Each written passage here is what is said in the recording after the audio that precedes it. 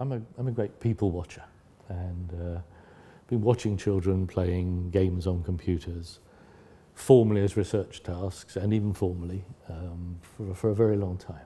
And there were some real surprises. One surprise, I think, is how they like to play with each other.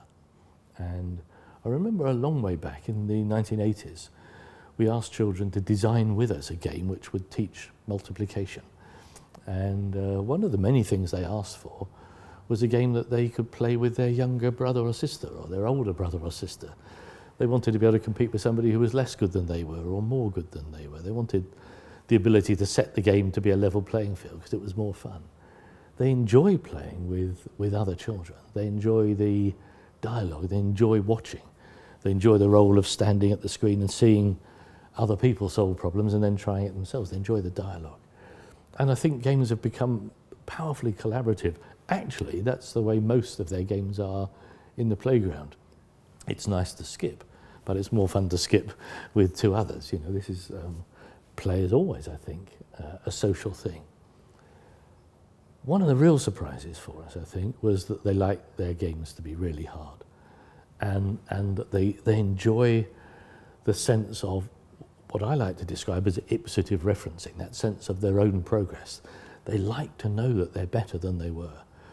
You know, they're in their education, they're in a world of normative referencing, you know, are you as good as the others, criterion referencing, did you do as well as last year? That doesn't inspire them. What inspires them is, are you yourself doing better than you were?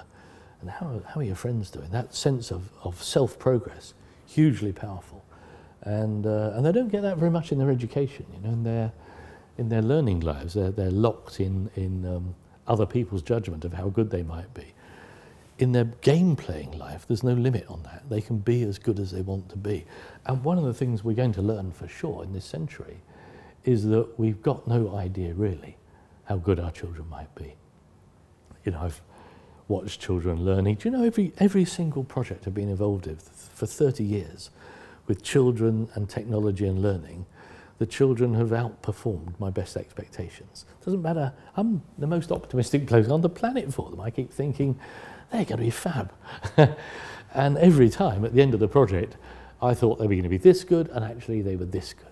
And I think we've got no idea how good our children might be. And around the world, children are coasting. Parents watching this will absolutely know that their children come home from school very rarely exhausted by the intellectual effort of being stretched way beyond where they thought they could go. Mostly they come back and they've coasted through the day, they've done what was needed, they've been pretty diligent, and the parents say, what was your day at school like? It was okay. You know.